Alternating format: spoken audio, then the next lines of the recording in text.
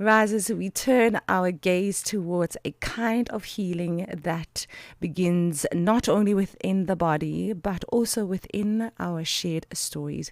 Our guest this morning, Dr. Okito Wedi, reminds us that the well-being of Africa, mentally, spiritually, and socially, begins with reclaiming the stories we tell about ourselves.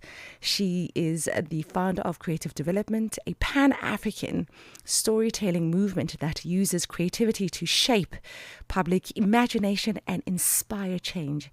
Together we explore how narrative can become medicine and how creativity can be a path towards collective mental healing.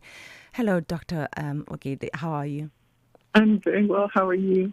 Good, good. Thank you so much for taking the time to spend time with us here on the Oasis. I hope it's been a good early Sunday morning so far. So thank you so much. Absolutely, yes. I'm really excited to be here. You guys got me up super early, so I haven't been up this early in a long time. That's radio for you, right? We catch people when the vocal cords are not awake yet. You haven't even had your coffee, because I take it like it's a bit too early for some people to have coffee at this time, But radio sleeps for nobody, you know what I mean? I do apologize, but thank you. No problem at all. No problem. But the nice thing is you can do this interview in bed, But anyways, Dr. Wedi, you often speak of narrative infrastructure. How does storytelling become a form of healing for individuals and communities? Oh, wow. What a beautiful question. I have found working in the development space for the last 15 years, particularly in the communities, the vulnerable communities that I've been able to step into across the African continent. Much has been lost, right? And there's very little. You're dealing with people with very little, resource-wise, financially. What they do have is stories. And it's probably the only thing in many circumstances that they would have, whether it be after a flood, after a drought, after losing everything that they had. I think what the stories would allow was a sense of identity and being able to hold on to identity. It was always so brutal. Whenever those stories sort of self-exploited, and by the way in which they were collected and shared with the world. These stories were their offering. It was pieces of themselves, and if you could really engage with it with the kind of respect and dignity they deserved, I found in spaces where there was very little, it was able to create so much, create new senses of meaning. Amongst people who are and were going through some of the most devastating situations you could imagine. And so stories 100% became a vehicle for healing because it allowed all of us essentially to create, like I said, new meaning around some really difficult things. And they're able to serve as this kind of holy offering, pieces of ourselves that we're able to offer when it felt like there was nothing left. So this is why storytelling is narrative. It's why it always started with stories. Everything has started with a story that we believe of ourselves, a story that we believe of each other. This has always been my view. Now, you speak about, holding on to your identity. In your view, how do you think people can always stay true to that, holding on to their identity within the traumas that they're trying to deal with at the same time in the light of moving on? I have found as someone who has felt as though frequently lost a sense of identity, depending on the circumstances. I think this is where community becomes important, right? I think the holding on to identity is not something, it's not an activity that we do alone. I don't think that's possible because life has a way of lifing. Yeah, true. I think, right? And as part of that, part of that agreement, right, is sometimes that we can get lost on the road. But I think it's the people that we hold on to, who hold on to our stories for us, particularly when we lose a sense of identity and are able to hold that space when we are not quite sure. I think it's them. I think this is how we hold on to our sense of identity over the long run. I think it's by holding on to other people who can hold on to that story, who know you even when you don't feel like you know yourself. Now, many Africans carry an inherited trauma through generations. I mean, this is probably a global issue, you know. In your view, how can creative expression help release collective pain and restore self-worth? These are really beautiful questions. I don't know that this is amazing. Yes, to the 6:30 a.m. interview. That's such an incredible question. I think creativity is able to move in the spaces language cannot, which is why I love it so much. Language is quite a new mechanism. It's quite new. Whereas creativity precedes language. So you'll find there are certain things where you feel the pain in your body, but you don't actually have verbiage for it. There's no dialect, and often you'll be, if you're in any kind of therapeutic process, any kind of body process, you'll often be told to either go back into the body, can you laugh, can you sing, can you paint, right? And so I think this is what creativity essentially does. I think it goes before language. I think it plays in the spaces where we're not able to communicate with just words. And I think this is why it's important, right? It's especially going into, again, many of the communities that we've come in where a lot of the pain, a lot of the things that they're dealing with, I recognize this quite a bit, especially when we're working a lot around our climate justice work, where the language largely comes from the West, and largely technical, complicated terms that don't even fit in the dialect of many of the communities in which we work with, but they know what has happened to them. Right.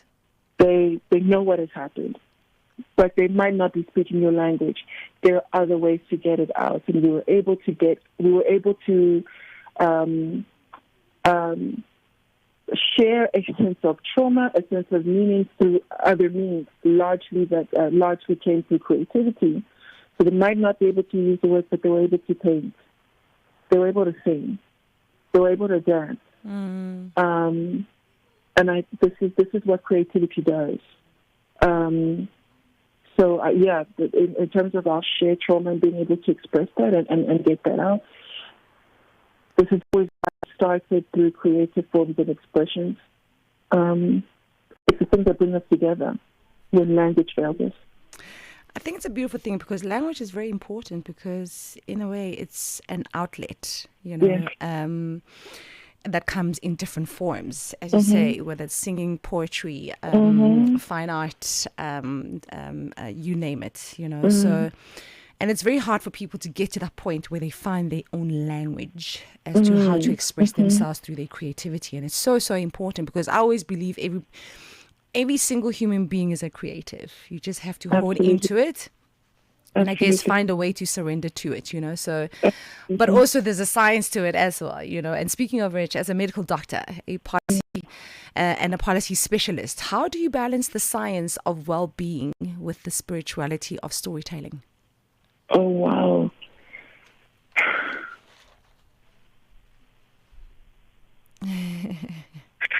How do I balance the science of well-being? I think, at least for creative development, it's about being quite rigorous and methodical about the evidence base.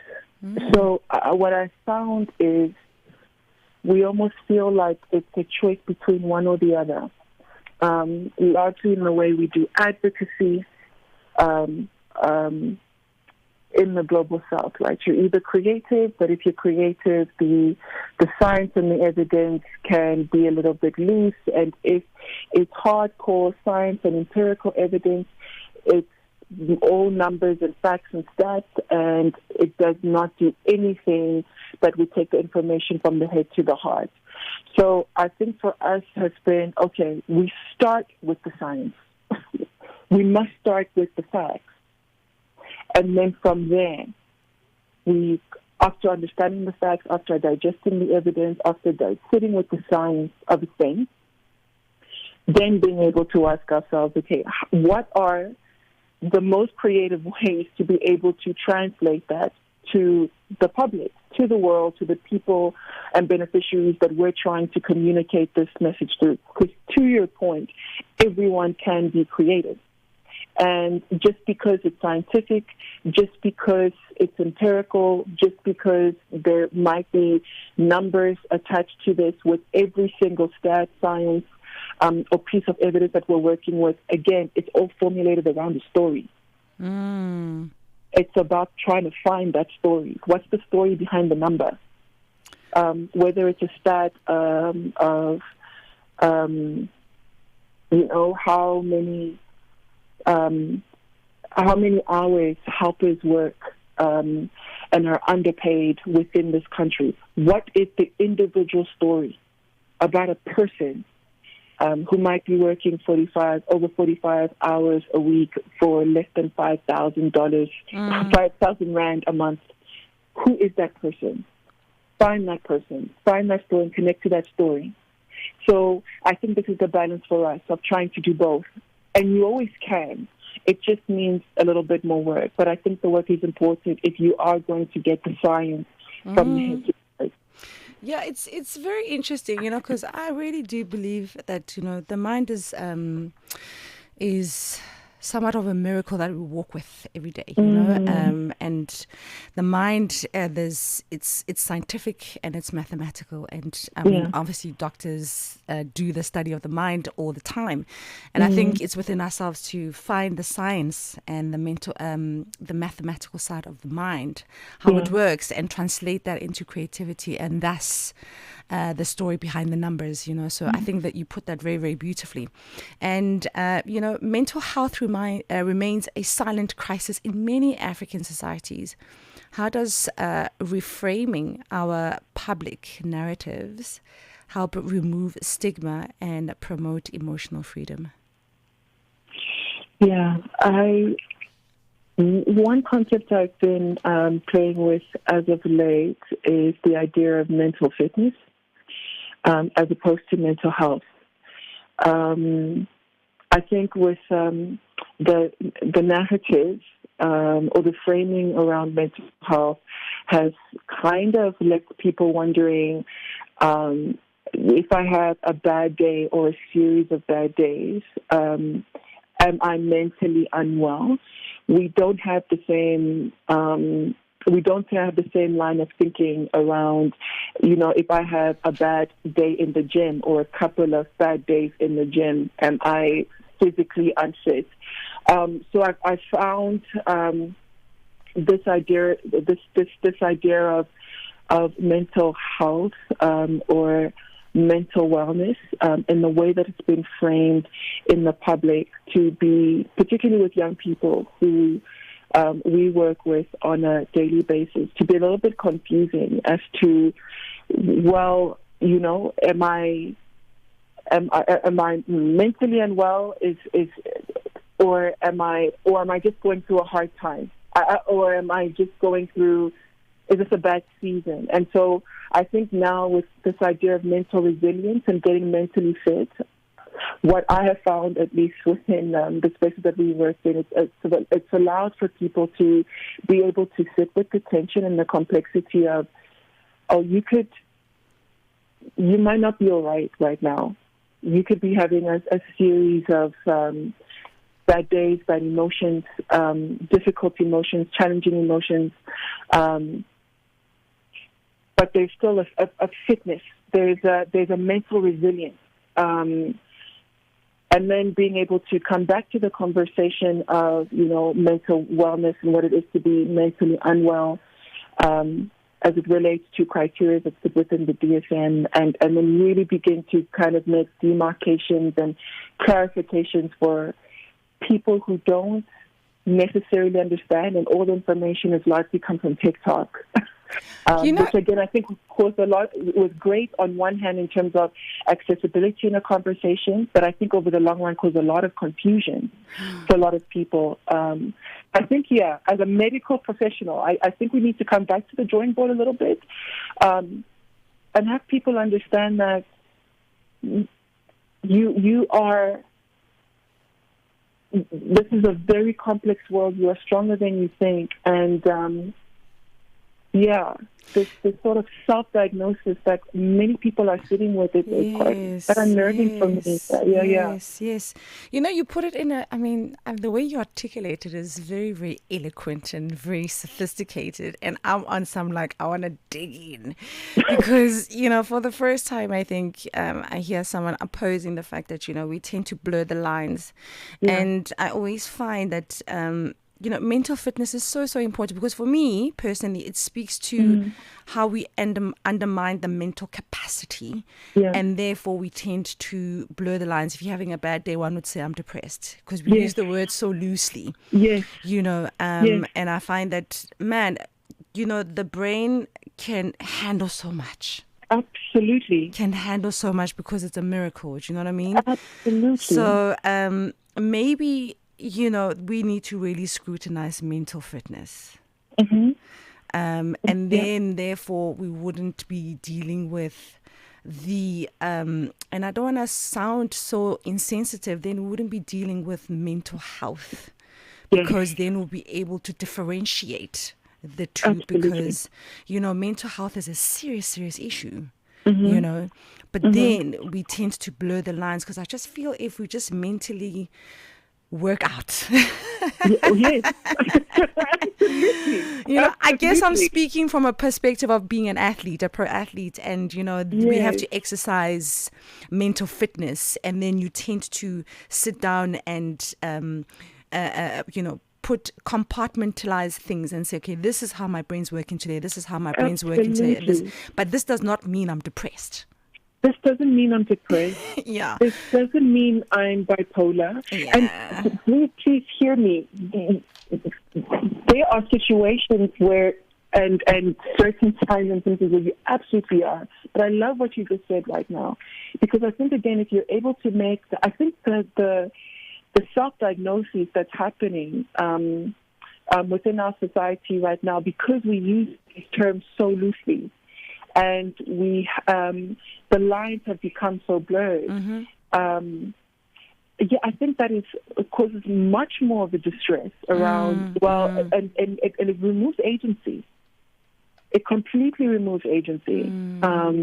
When you feel like, well, this is it. And I think it's about trying to get back to your point of the mind is resilient. The mind is so resilient. And when it really isn't, it's not, it's more than a bad day that's going to take you out. It's more than 2 bad days. It's more than a week.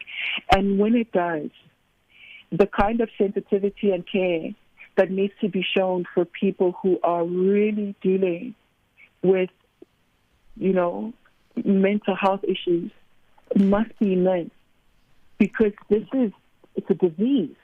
A So serious one. It's holding it on both ends. Yeah, it's a serious disease, which I feel, our young, our kids today, Yeah. I think we need to instill that mental fitness so they Yes. can differentiate, because Absolutely. for me, I feel like, it's also an acknowledgement thing. If you're having a bad day or if you're feeling sad, acknowledge it. But how do we move Absolutely. forward, because I think we shouldn't undermine the brain. The brain is amazing, I really, really think we shouldn't. Absolutely. And you're speaking of our young Africans. How can young Africans, creators, channel their art and advocacy to tell stories that heal rather than harm? I think it begins by telling yourself a story about who. Many of us, young and old, I've realized have really short stories about ourselves. It's kind of scary. And it's that conversation with self, I get it. So it it's the conversation. To people don't like having those conversations. 100%. Yeah. And we're all out here doing the most, and trying to save the world and create all of these things and bring all these things into the world. But if we're going to tell stories, the stories are really just a reflection. The stories that expand and extend outwards are really just a story, an extension of the stories that start from within. So, what is the story that you're telling yourself about yourself? Yeah. Right. Like, what is the story that you hold? And I think it has to start there. And if it's a bad one, get a new story. Create. This is, again, coming back to the power of the mind. Yeah. Right? The work is first to create and choose a different story for yourself. Yeah, I think we need to create a certain level of consciousness about the power of the mind. As cliche as it is, It's so true. In your personal journey, what practices or rituals help you stay grounded and spiritually aligned while doing such emotional, demanding work? Because, man, it can be heavy. Well, first and foremost, I pray.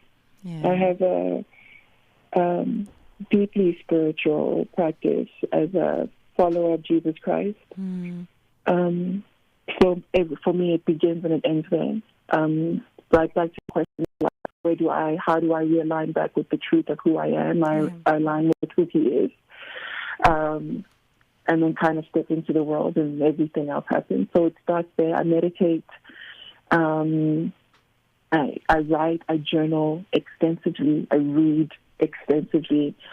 And I laugh. I try to surround myself. I come from an incredibly funny family. So I try to surround myself with people. Oh, you release endorphins every day. Every day. Every day. I run. I'm quite active. I'm quite sporty. The physical activity has extended or moved beyond just, trying to stay cute. It's now actual spiritual practice, getting on the road and watching my legs and work. It feels like spiritual practice. It feels like time, connecting with like everything around me. Those are a few of the things that I do. Now, I want to know more about that. What is your prayer or affirmation for Africa's mental and spiritual renaissance in this new era?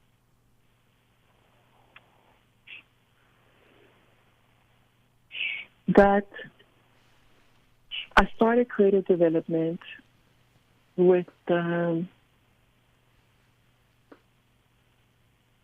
hope, with the mandate, I think, to help Africans see themselves for the magnificence that they are. I think my thing is for people in general, Black and brown people, who are largely the beneficiaries of the work that I do,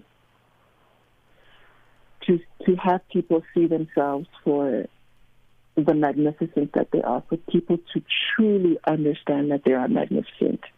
They're a Yes. creation like no other. Yes. And what would that mean? What would you choose? How would you move through the world if you really believed that? If you really believed that you were worthy and magnificent and like no other? This is what I want for Africa to believe at its core, with, being a continent where so much has been taken and so much has been told and said about us, about who we are. This is what I want. This is what I want. This is what I strive for as it relates to the work that I do.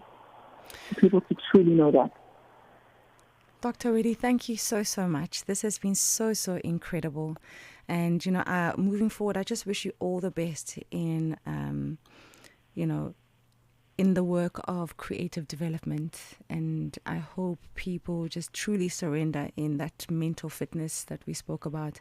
And you do such incredible work. And thank you so much for taking the time to chat to us. And just surrendering to the conversation and just bringing your wholesome and your kindness and your encouragement as well to our young Africans. Thank you so much. What a beautiful way to start a Sunday morning. Thank you for the questions. So thoughtful. It was a beautiful ritual for me. So thank you so, so much. Really, it was. Fantastic. That was Dr. Wedi from Creative Development. She is the CEO and founder, of course, of Creative Development, a Pan-African storytelling movement that uses creativity to shape public imagination and inspire change. And it's really, really incredible because together they explore how narrative can become medicine and how creativity can be a path towards collective mental healing. And man, I am today, which is something that I always walk with, and I guess it's my mantra. I always say, mental fitness is always, always important. It starts with the mind, and then you translate it further. And as they say, I always say, then the rest is a party. You know what I mean? It's a spiritual party. If you just strengthen